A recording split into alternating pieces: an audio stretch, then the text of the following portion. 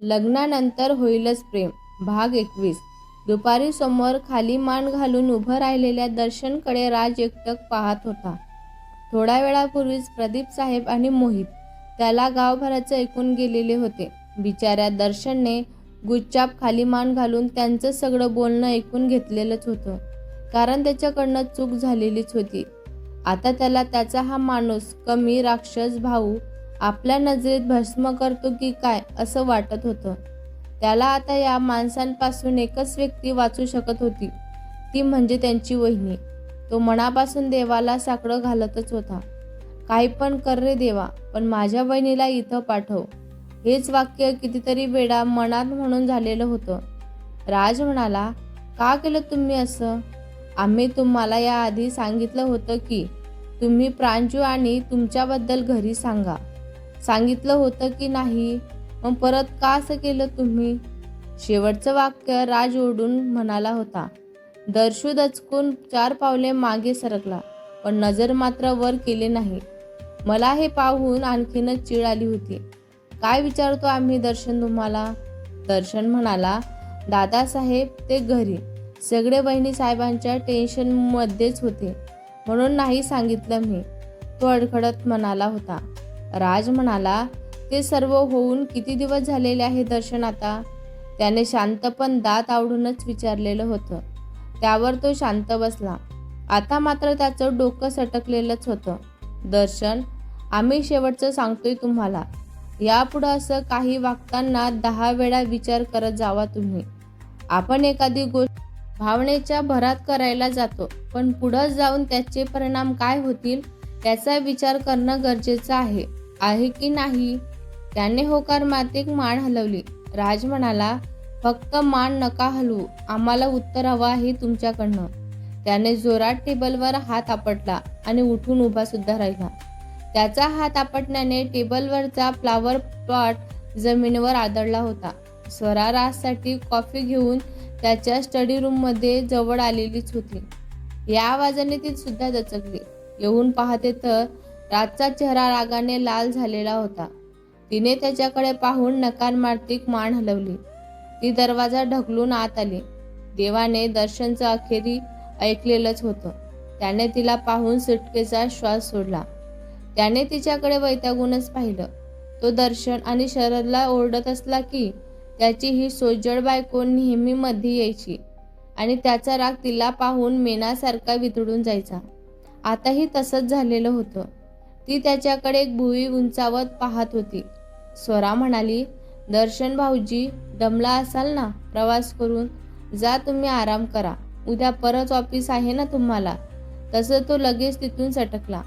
त्याने मनातच तिच्यावरून बोटं ओवाळून टाकली होती.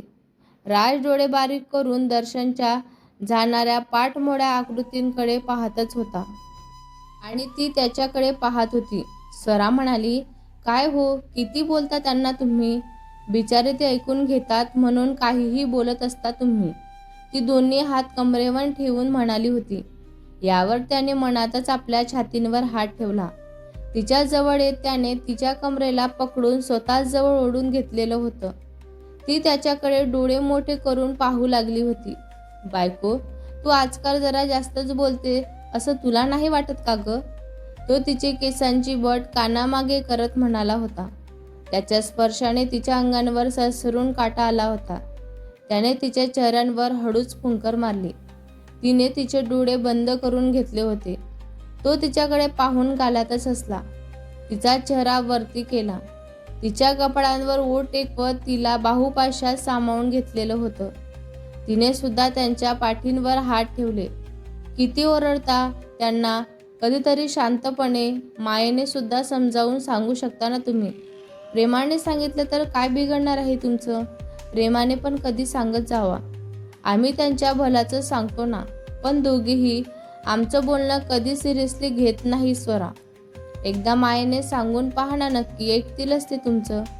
तुम्ही नेहमी त्यांच्याशी चिडून आणि ओरडूनच बोलत असतात. हे चुकीचं आहे असं वाटत नाही का तुम्हाला? तुम्ही मोठे भाऊ आहात म्हणून ते तुम्हाला मान देतात, पण तुम्ही त्यांच्यावर दादागिरी करणं चुकीचं आहे असं मला तरी वाटतं. आताच्या जगात कोणीही कुणाचं इतर ऐकून घेत नाही ना. तुम्ही फार नशिबान आहात की तुम्हाला इतके चांगले भाऊ मिळालेत, जे तुमचा एकही शब्द खाली पडू देत नाहीत. त्यांच्या मनाविरुद्ध का होईना, पण तुमचं सगळं काही ऐकतच असतात ते. तुम्हाला उलट बोलणं खूप लांबची गोष्ट आहे. ते साधं मान वरती करून सुद्धा तुमच्या नजरेला नजर सुद्धा देत नाहीत. या गोष्टीचा एकदा तरी विचार नक्की करा तुम्ही. तिचं बोलणं ऐकून तो विचारातच पडला होता. ती त्याला कॉफी देऊन किचनमध्ये निघून गेली. तो कॉफी घेत तिच्या बोलण्याचा विचार करत तसाच उभा राहिलेला होता. काहीतरी विचार करून तो रूमच्या बाहेर पडला. दर्शन नुसताच फ्रेश होऊन आला होता. तो मागे वळणार तितक्यातच त्यांच्या पोटात जोराचा पंच बसला. त्याने कळवळून समोर पाहिलं तर शरद रागात त्यांच्याकडे पाहताना त्यांना दिसला होता. दर्शन म्हणाला, भाई मारतोस काय रे तू असा? शरद म्हणाला, आल्या तुझी अक्कल काय माती खायला जाते की काय रे? कांड करण्या अगोदर एकदा मला तरी सांगायचंच ना तू. इतर वेळी भाई भाई करत मागे मागे करत असतो माझ्या. अशा वेळी बरोबर बोलती बंद होती तुझी. त्या प्रांजूच्या बापाने तुला काय केलं असतं तर काय करायचं होतं आम्ही? किती सटकी डोक्यांचा माणूस आहे याची जरा तरी कल्पना आहे का रे तुला? शेवटचं वाक्य बोलताना त्याला गहिवरून आलेलं होतं. त्याचे सुद्धा डोळे भरून आलेलेच होते. पुढे होत दर्शने त्याला घट्ट मिठी मारली. शरदने त्याला जवळ घेतलं. शरद म्हणाला, परत जर असा मूर्खपणा केलास ना तर तुला रंकाळा तलावात फेकून देईल मी. समजलं का तुला आता? तसा तो रडता रडता हसला. दारातून राज त्यांच्याकडे पाहत होता. त्याचे सुद्धा डोळे किंचित ओले झालेलेच होते. तो आतमध्ये आला तसे ते दोघे एकमेकांपासून लांब झाले होते. दोघांनीही आपल्या माना खाली घातल्या. तसं राज त्यांच्याकडे पाहून गालात हसला. त्याने घसा खाकरला. राज म्हणाला, इकडं आमच्याकडे पहा दोघे सुद्धा. तो म्हणाला तसं दोघांनी माना उंचावून त्यांच्याकडे पाहिलं. त्याने आपले हात पसरत दोघांना जवळ येण्याचा इशारा केला. दोघे एकमेकांकडे एकदा आणि त्यांच्याकडे एकदा न समजून पाहू लागले होते. या आमच्या जवळ, त्याने शांतपणे सांगितलं. दोघे त्यांच्या जवळ आलेले होते. त्याने दोघांना आपल्या मिठीत सामावून घेतलं. राज दोघांपेक्षा थोडा उंचच होता. ती दोघं लहान मुलांसारखी त्याला चिटकलेली होती. त्याने दोघांच्या केसांवर ओठ टेकवले. तिघांनाही भरूनच आलेलं होतं. राज म्हणाला, लहान नाही आहात तुम्ही आता, मोठे झाला आहात दोघे पण. काही दिवसात लग्न होईल तुमच्या दोघांचं. आता कुणाची तरी व्यक्ती तुमच्यावर अवलंबून असेल. खूप मोठी जबाबदारी असणार आहे तुमच्यावर. शहाण्यासारखे वागा तुम्ही आता. ऑफिसमध्ये व्यवस्थित काम करत जावा. आम्ही तुम्हाला ओरडतो कारण आम्हाला वाटतं की तुम्ही तुमच्या आयुष्यात काहीतरी चांगलं काम करावं. मला असंच वाटतं. तुमची सोसायटीमध्ये एक स्वतःची ओळख निर्माण करावी. पण तुम्ही आमचं बोलणं कधी सिरियसली घेतच नाहीत. आणि आम्ही तुम्हाला काही बोलायला सुरुवात केली की तुमची वहिनी तुमचा बचाव करण्यासाठी येतच असते. ती आली की तुम्ही पळ काढता. बरोबर ना माझं? तो शांतपणे दोघांच्या पाठीवरून हात फिरवत लहान मुलांसारखं त्याला समजावून सांगत होते. शरद आणि दर्शन म्हणाला, दादासाहेब. दोघेही त्यांच्याकडे पाहून एकसाथ म्हणाले होते. त्याने दोघांच्या डोक्यांवरून मायेने हात फिरवला. दोघेही पुन्हा त्याला पालीसारखे चिटकले होते. तो हसला. दोघे फक्त वयाने मोठे झालेले होते. दोघांचा बालिशपणा मात्र तसाच होता. राजला त्याचीच काळजी जास्त होती की त्याच्या या बालिशपणाचा कोणी गैरफायदा घेऊ नये म्हणून. यासाठी त्याने त्यांचे काही विश्वासू बॉडीगार्ड त्यांच्यासोबत ठेवलेले होते. त्याने त्यांच्याकडे हसून पाहत नकारात्मक मान हलवली. संध्याकाळी जितेंद्र एकटेच बाल्कनीमध्ये झोपाळ्यावर बसून एकटक समोर पाहतच होते. सकाळी संतोषला प्रांजू जे काही बोलली ते त्यांच्या कानात वाजतच होते. त्यांना राहून राहून तेच आठवत होतं. कितीही ठरवलं ना तरी त्यांचं आज दिवसभरात कोणत्याच कामात लक्ष लागत नव्हतं. खरं तर आपणही स्वराच्या बाबतीतील खूप चुकीचं वागलेलो आहोत असं त्यांना नेहमी वाटत होतं. भलेही तिची प्रांजूसारखी अवस्था झालेली नव्हती. स्वराच्या बाजूने वेदांत आणि सत्येंद्र दोघेही सुद्धा होते. पण आम्ही नव्हतो ना त्यांच्यासोबत, कधीच नव्हतो. त्यांनाही वाटत असेल ना की आपले आई वडील आपल्या सोबत असावे. आताही जेव्हा भावना आणि आम्ही त्यांच्यासोबत बोललो तेव्हा त्याने एका शब्दाने काही बोलल्या नाहीत त्या. ते मनात म्हणत स्वतःच्या चुकींवर पश्चाताप करत होते. तेवढ्यातच भावना त्यांच्याजवळ आल्या. भावना म्हणाली, "आहो, असे का बसलात तुम्ही? सगळं ठीक आहे ना? कशाचा विचार करताय तुम्ही एवढा? काय झालं? तिकडं आल्यापासनं काही बोललात नाहीत तुम्ही आमच्यासोबत." त्यांनी तिथे घडलेला सगळा प्रकार तिला सांगितला होता. भावना म्हणाली, "तुम्हाला संतोष भाऊजींचं हे नवीन काय आहे ते कसे आहेत हे माहीतच आहे ना आपल्याला, मग का टेन्शन घेताय?" जितेंद्र म्हणाला, "भावना, आम्हाला काय सांगायचं आहे ते तुम्हाला नीट समजलं नाही आहे." त्या न समजून त्यांच्याकडे पाहू लागल्या. त्यांना क्लिक झालं. तसं त्या त्यांच्या शेजारी जाऊन बसल्या. "आपण खरंच नशीबवान आहोत की आपल्याला इतकी चांगली मुलं आपल्या पोटी जन्माला आली." जितेंद्र म्हणाला, "खरं आहे तुमचं. आता सुनासुद्धा आलेल्या आहेत. नातवंड आली की आम्ही सगळा कारभार वेदांतवर सोपवून रिटायरमेंट घेणार आहोत." भावनाने आपलं डोकं त्यांच्या खांद्यांवर टेकवलं. दोघेही समोर लाईटच्या प्रकाशात चमकत असलेले कोल्हापूर पाहत जुन्या आठवणीत हरवून गेलेले होते. सकाळी लग्नाचा मुहूर्त दिवाळीनंतर लगेच असल्याने घरात दिवाळी आणि लग्नाची गडबड सुरू झालेली होती. विशेष म्हणजे दोन्ही लग्न एकाच मंडपात पण 2 वेगळ्या मुहूर्तावर होणारच होती. प्रांजू थोड्या वेळांपूर्वी कोकणासाठी रवाना झालेली होती. तिच्याकडून आरुषी आणि तिची आई सगळे विधी करणारच होते. तिला सोडवण्यासाठी दर्शन गेलेलाच होता. त्यामुळे घर थोडं शांत शांत होतं. स्वरा आणि राज दोन्ही लग्न होईपर्यंत इथेच राहणार होते. दिवाळीची तयारी, फराळ, ऑफिस आणि घर सांभाळण्यात स्वराची फार दगदग झाली होती. राज केव्हापासून तिची वाट पाहत एकटक बाल्कनीत बसूनच होता. त्याने त्याच्या लिस्ट वॉचमध्ये नजर टाकली. घड्याळाचा काटा 12ची वेळ दाखवत होता. 10 मिनिटे झालेली होती. 10ची 20 मिनिटे सुद्धा झाली तरी अजून ती आलीच नाही. त्याने त्याचा मोबाईल घेतला आणि शामू काकांना कॉल करून तिला रूममध्ये पाठवायला सांगितले होते. थोड्या वेळाने ती सुद्धा आली वर. तिच्या पैंजणाच्या आवाजाने तो बाल्कनीमधून आत आला. त्याने तिच्याकडे पाहिलं तर ती खूपच जास्त थकलेली त्याला दिसत होती. तो खरं तर चिडणारच होता तिच्यावर, पण नेहमीप्रमाणे तिला पाहून त्याचा राग कोल्हापूर सोडून दूर पडून गेलेला होता. तिने त्याच्याकडे पाहिलं तर तो तिच्याकडेच येत होता. स्वरा म्हणाली, "तुम्ही झोपला नाहीत अजून?" राज म्हणाला, "तुझीच वाट पाहत बसलेलो होतो मी." स्वरा म्हणाली, "उद्या घरची साफसफाई करायची आहे ना, म्हणून उद्याच्या स्वयंपाकाची सगळी तयारी आताच करून घेतली, म्हणून यायला उशीर झाला मला." ती ड्रेसिंग टेबलकडे जात म्हणाली होती, पण बोलताना तिची नजर खाली होती. ते पाहून त्याच्या कपाळांवर आठ्या जाड पसरल्या होत्या. त्याने तिचा हात पकडला आणि तिला स्वतःजवळ ओढून घेतलं. त्याच्या अशा अचानक जवळ येण्याने ती दचकून त्याच्याकडे पाहू लागली होती. स्वरा म्हणाली, "काय झालं? नजर खाली करून का बोलताय तुम्ही माझ्यासोबत? कोणी काही म्हणालं का तुम्हाला?" त्याने भुई उंचावत तिला विचारलं. तिचे डोळे पाण्याने काठोकाठ भरलेले होते. ते पाहून त्याला काही समजेनासच झालं. नेमकं हिला झालं तरी काय आज? त्याने तिला दोन्ही हातांवर उचललं आणि तिला सोफ्यावर घेऊन बसला. तिने आपले दोन्ही हात त्याच्या गळ्यात गुंफले होते. त्याच्या छातींवर डोकं टेकून डोळे बंद करून घेतले होते. पण मुसमुसून चालू होतंच तिचं रडणं.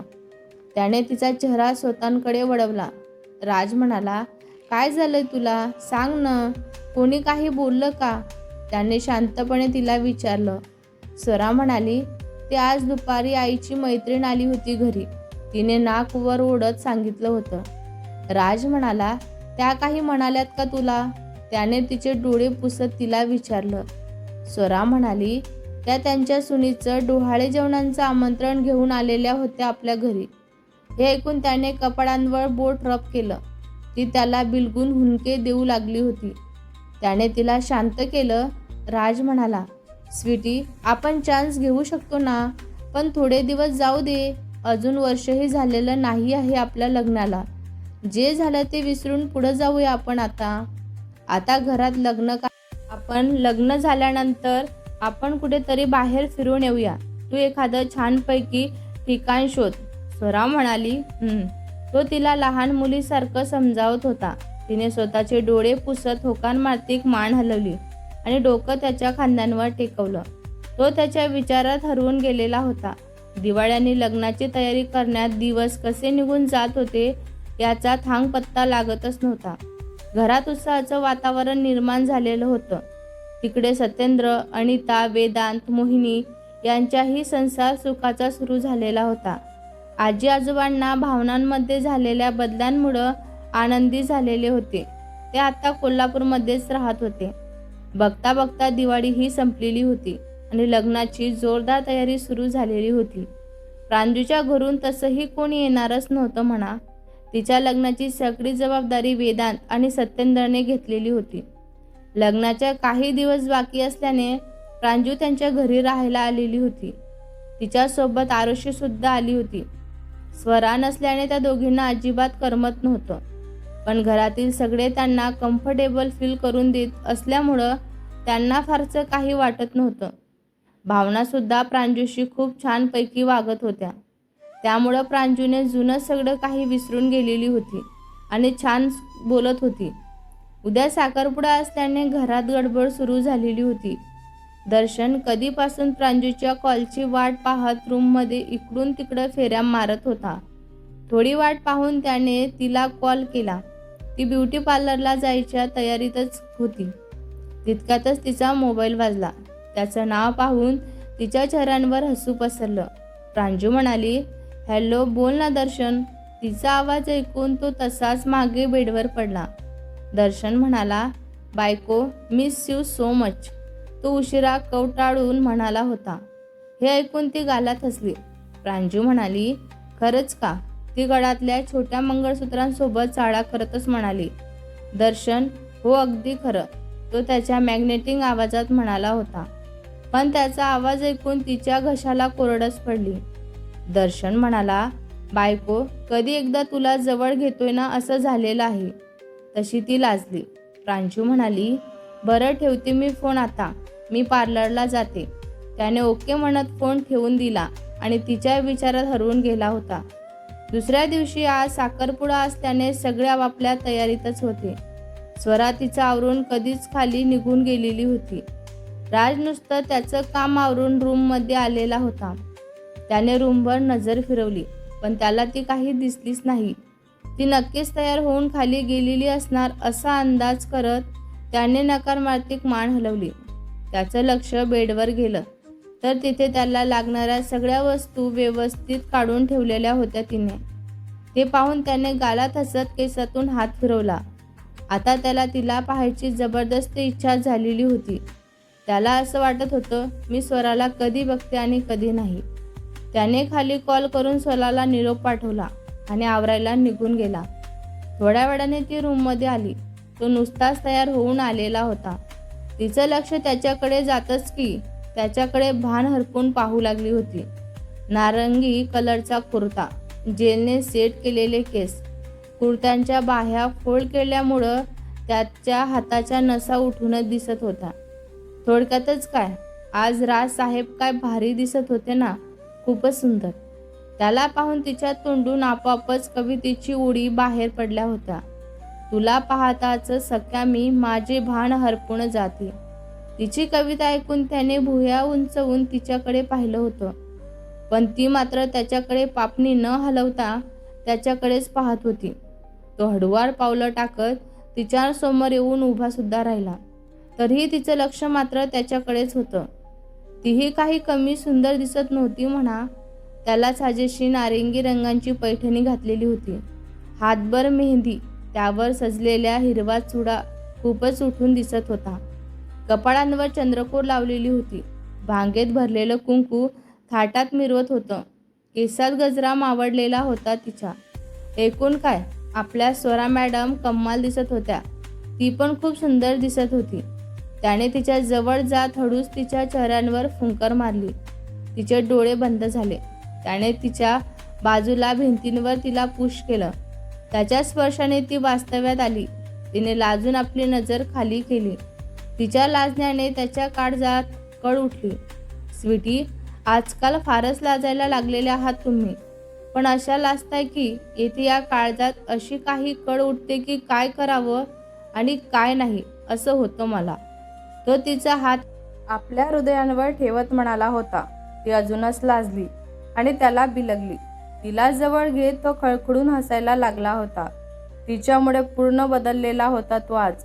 तिच्याशी लग्न झाल्यापासून त्याच्या चेहऱ्यावर नेहमी मंद हसू होतं. आयुष्यात काही बदल गरजेचे असतातच, पण जर ते चांगले असतील तर. आणि तरच थोड्या वेळाने दोघेही खाली निघून आले होते. भेटूया पुढच्या भागात. हा भाग तुम्हाला कसा वाटला कमेंट करून नक्की सांगा. व्हिडिओ आवडला असल्यास लाईक करा, शेअर करा. नवीन असाल तर चॅनलला सबस्क्राईब करा. धन्यवाद.